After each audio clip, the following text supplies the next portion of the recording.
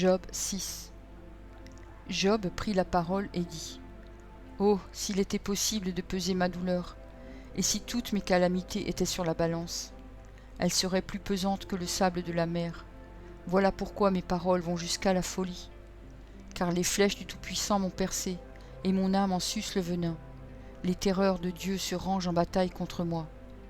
L'âne sauvage crie-t-il auprès de l'herbe tendre ? Le bœuf mugit-il auprès de son fourrage ? Peut-on manger ce qui est fade et sans sel ? Y a-t-il de la saveur dans le blanc d'un œuf ? Ce que je voudrais ne pas toucher, c'est là ma nourriture, si dégoûtante soit-elle. Puisse mon vœu s'accomplir, et Dieu veuille réaliser mon espérance. Qu'il plaise à Dieu de m'écraser, qu'il étende sa main et qu'il m'achève. Il me restera du moins une consolation, une joie dans les maux dont il m'accable. Jamais je n'ai transgressé les ordres du Saint. Pourquoi espérer quand je n'ai plus de force ? Pourquoi attendre quand ma fin est certaine ? Ma force est-elle une force de pierre ? Mon corps est-il d'airain ? Ne suis-je pas sans ressources, et le salut n'est-il pas loin de moi ? Celui qui souffre a droit à la compassion de son ami, même quand il abandonnerait la crainte du Tout-Puissant. Mes frères sont perfides comme un torrent, comme le lit des torrents qui disparaissent. Les glaçons en troublent le cours, la neige s'y précipite. Viennent les chaleurs et ils tarissent, les feux du soleil et leur lit demeure à sec. Les caravanes se détournent de leur chemin, s'enfoncent dans le désert et périssent. Les caravanes de Théma fixent le regard, les voyages de Séba sont pleins d'espoir. Ils sont honteux d'avoir eu confiance, ils restent confondus quand ils arrivent. Ainsi, vous êtes comme si vous n'existiez pas. Vous voyez mon angoisse et vous en avez horreur.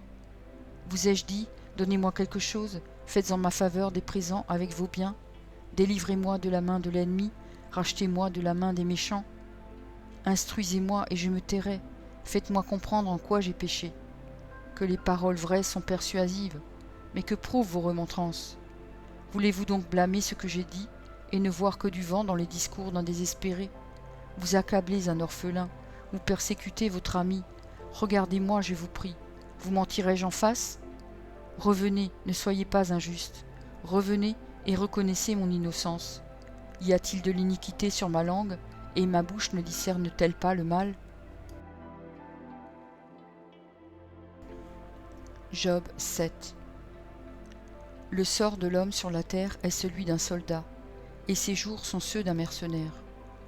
Comme l'esclave soupire après l'ombre, comme l'ouvrier attend son salaire, ainsi j'ai pour partage des mois de douleur, j'ai pour mon lot des nuits de souffrance. Je me couche et je dis : quand me lèverai-je ? Quand finira la nuit ? Et je suis rassasié d'agitation jusqu'au point du jour. Mon corps se couvre de verre et d'une croûte terreuse, ma peau se crevasse et se dissout.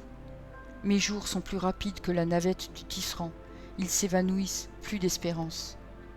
Souviens-toi que ma vie est un souffle, mes yeux ne reverront pas le bonheur.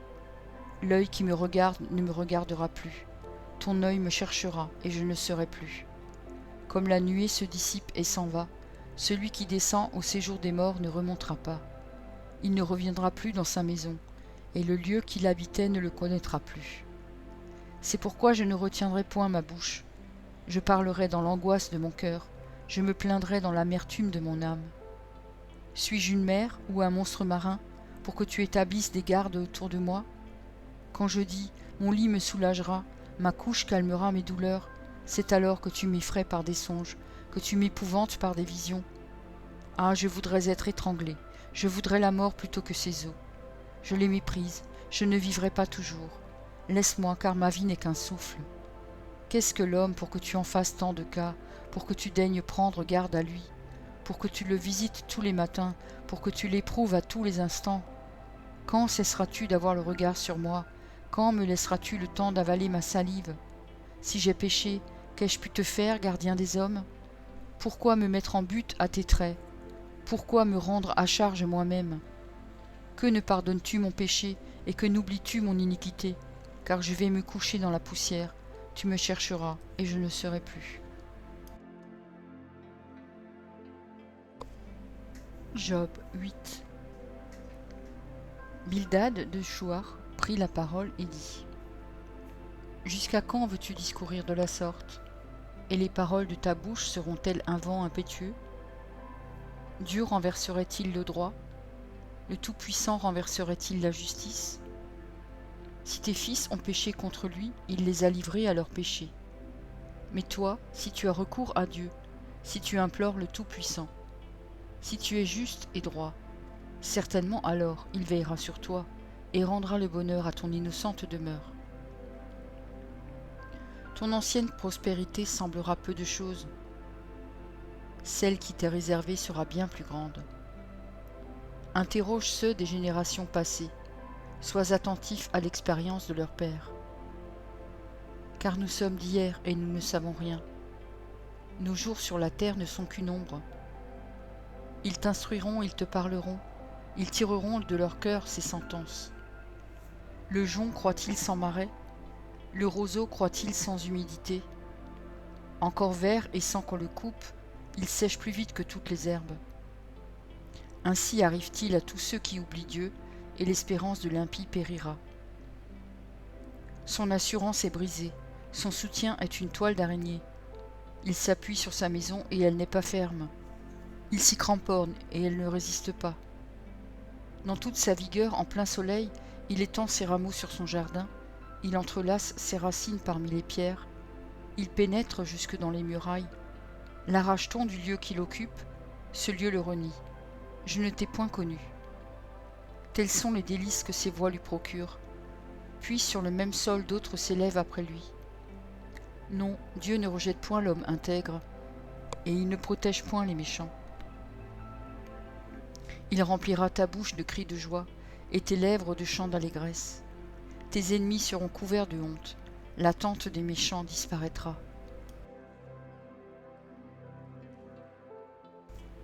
Job 9. Job prit la parole et dit : Je sais bien qu'il en est ainsi. Comment l'homme serait-il juste devant Dieu? S'il voulait contester avec lui, sur 1000 choses il ne pourrait répondre à une seule.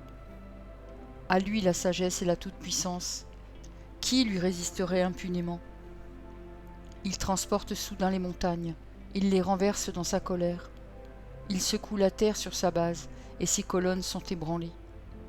Il commande au soleil, et le soleil ne paraît pas. Il met un sceau sur les étoiles. Seul, il étend les cieux. Il marche sur les hauteurs de la mer. Il a créé la grande ours, l'Orion et les Pléiades, et les étoiles des régions australes. Il fait des choses grandes et insondables, des merveilles sans nombre. Voici, il passe près de moi, et je ne le vois pas. Il s'en va, et je ne l'aperçois pas. S'il enlève, qui s'y opposera? Qui lui dira : Que fais-tu ? Dieu ne retire point sa colère. Sous lui s'inclinent les appuis de l'orgueil. Et moi, comment lui répondre? Quelle parole choisir? Quand je serai juste, je ne répondrai pas. Je ne puis qu'implorer mon juge. Et quand il m'exaucerait, si je l'invoque, je ne croirai pas qu'il eût écouté ma voix. Lui qui m'assaille comme par une tempête, qui multiplie sans raison mes blessures, qui ne me laisse pas respirer, qui me rassasie d'amertume. Recourir à la force, il est tout-puissant. À la justice, qui me fera comparaître? Suis-je juste, ma bouche me condamnera. Suis-je innocent, il me déclarera coupable. Innocent, je le suis, mais je ne tiens pas à la vie, je méprise mon existence. Qu'importe après tout, car j'ose le dire, il détruit l'innocent comme le coupable. Si du moins le fléau donnait soudain la mort, mais il se rit des épreuves de l'innocent. La terre est livrée aux mains de l'impie, il voile la face des juges. Si ce n'est pas lui, qui est-ce donc? Mes jours sont plus rapides qu'un courrier, il fuit sans avoir vu le bonheur. Il passe comme les navires de jonc, comme l'aigle qui fond sur sa proie. Si je dis, je veux oublier mes souffrances, laisser ma tristesse reprendre courage, je suis effrayé de toutes mes douleurs. Je sais que tu ne me tiendras pas pour innocent. Je serai jugé coupable. Pourquoi me fatiguer en vain? Quand je me laverai dans la neige, quand je purifierai mes mains avec du savon, tu me plongerais dans la fange, et mes vêtements m'auraient en horreur. Il n'est pas un homme comme moi pour que je lui réponde, pour que nous allions ensemble en justice. Il n'y a pas entre nous d'arbitre. Qui pose sa main sur nous deux? Qu'il retire sa verge de dessus moi, que ces terreurs ne me troublent plus. Alors je parlerai et je ne le craindrai pas. Autrement, je ne suis point à moi-même. Merci pour ton écoute. Je t'encourage à écouter encore la parole du Seigneur. J'ai pris un engagement avec lui et je publierai tous les jours un verset. Si j'en oublie un jour, j'en ferai 2 le lendemain. De ton côté, tout ce que tu as à faire, c'est de t'abonner à cette chaîne. Et s'il te plaît, n'oublie pas le pouce bleu. Et si tu veux me laisser un gentil commentaire, c'est aussi apprécié. Pour écouter la suite, clique simplement sur la vidéo du jour suivant, en haut à gauche. Que Dieu te bénisse.